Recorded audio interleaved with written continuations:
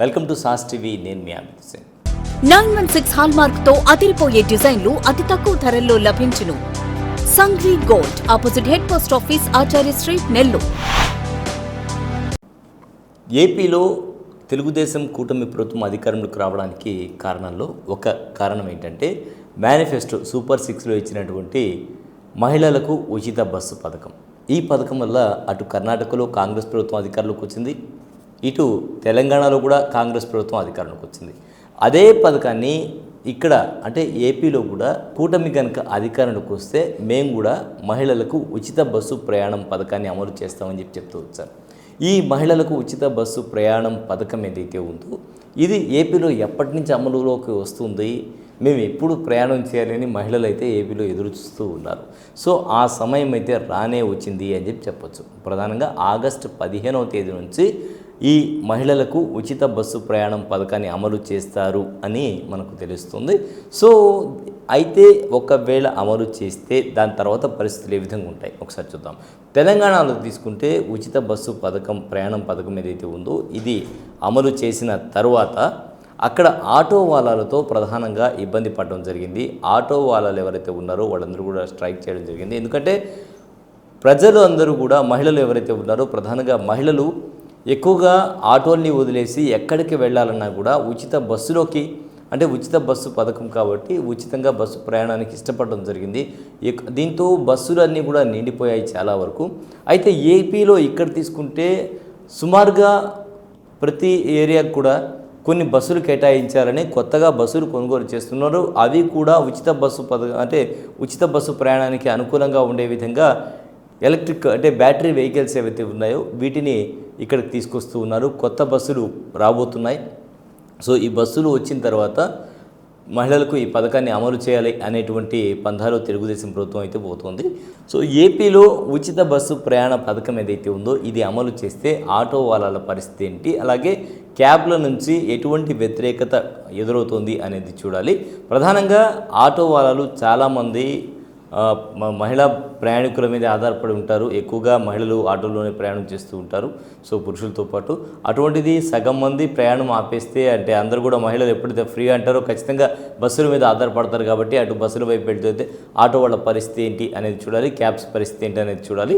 అయితే మహిళల పరిస్థితి తీసుకుంటే మహిళలు కూడా ప్రధానంగా తెలంగాణలో తీసుకుంటే తెలంగాణలో ఎక్కువగా ఉచిత బస్సు పథకం ప్రవేశపెట్టిన తర్వాత అంటే ప్రయాణ పథకం అమలు చేసిన తర్వాత చాలామంది గొడవపడిన సందర్భాలు ఉన్నాయి, సీట్ల కోసం ఇబ్బందులు పడ్డ సందర్భాలు ఉన్నాయి, బస్సుల్లో కొట్టుకున్న సందర్భాలు కూడా ఉన్నాయి. మరి ఏపీలో అటువంటి పరిస్థితి వస్తుందా అనేది కూడా చూడాలి.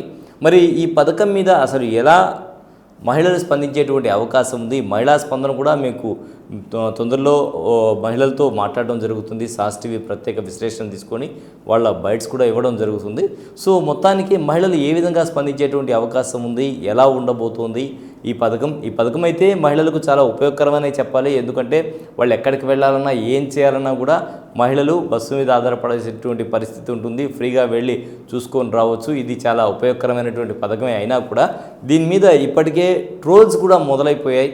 చాలామంది బస్సులో కూర్చొని ఏం చేస్తున్నామంటే ఇంట్లో బోరు కొడుతోంది, అందుకని బస్సుకు వచ్చాను, బస్సులో ఎవరో ఒకరు దొరుకుతారు వాళ్ళతో మాట్లాడుతూ కాలక్షేపం చేద్దామని అనేటువంటి ట్రోల్స్ ఏవైతే ఉన్నాయో మీమ్స్ అంటారు కదా, అవన్నీ కూడా ఇప్పుడు యూట్యూబ్లో వైరల్గా మారిపోయాయి. కొంతమంది అయితే సోషల్ మీడియాలో వైరల్ చేస్తూ ఉన్నారు. బస్సులో కూర్చొని పిచ్చాపాటి మాట్లాడుకోవడం, అట్లా మా అమ్మగారింటికి వెళ్ళొస్తాను ఇప్పుడైతే బస్సు ఫ్రీ కదా అని. సో ఇలాంటివన్నీ కూడా వచ్చేస్తున్నాయి. సో ఏది ఏమైనా కూడా ఈ పథకం అయితే చాలా వరకు ప్రజలకు అంటే ఇవన్నీ ఉంటాయి సోషల్ మీడియా అన్న తర్వాత ఉండకుండా ఉండవనుకోండి.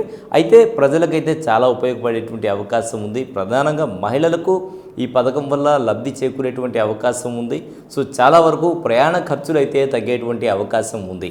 సో ఈ మహిళలకు ఉచిత బస్సు ప్రయాణ పథకం మీద మీ అభిప్రాయం ఏదైతే ఉందో అదైతే కామెంట్ రూపంలో తెలియజేయడం మాత్రం మర్చిపోద్దు. ఇది ఇవాల్టి స్పెషల్ స్టోరీ. మరో స్పెషల్ స్టోరీలో మళ్ళీ కలుద్దాం. అంతవరకు సెలవు. నమస్కారం. సంఘ్వి గోల్డ్ స్వర్ణాభరణాల కొనుగోలుకు ఒక నమ్మకం. సంఘ్వి గోల్డ్ 1989 నాటి నుండి ఇప్పటి వరకు సింహపురి వాసులకు ఎప్పటికప్పుడు సరికొత్త డిజైన్లతో BIS 916 హాల్ మార్క్ కేడియం వంటి స్వచ్ఛమైన బంగారాన్ని అందిస్తూ వారి నమ్మకాన్ని చూరగొంది సంఘ్వి గోల్డ్. మా వద్ద light weight jewellery, antique jewellery, nakshi jewellery, Monalisa beads jewellery మరియు వెండి వస్తువులు లభించును. బంగారు నగలపై ఎటువంటి కూలీ లేదు. వెండి ఆభరణాలపై ఎటువంటి తరుగు కూలీ లేదు. ఆర్డర్ చేసిన అన్ని రకాల ఆభరణాలు సకాలంలో తయారు చేసి ఇవ్వబడును. మార్కెట్లో ఎవ్వరూ ఇవ్వలేని విధంగా బంగారు నగలపై అతి తక్కువ తరుగు, మేకింగ్ ఛార్జెస్ లేవు మరియు అందరికీ అందుబాటులో ధరలో మా ప్రత్యేకత. విచ్చేయండి Sanghvi gold, Achari street, opposite head post office, Nellore. Cell 9331233123.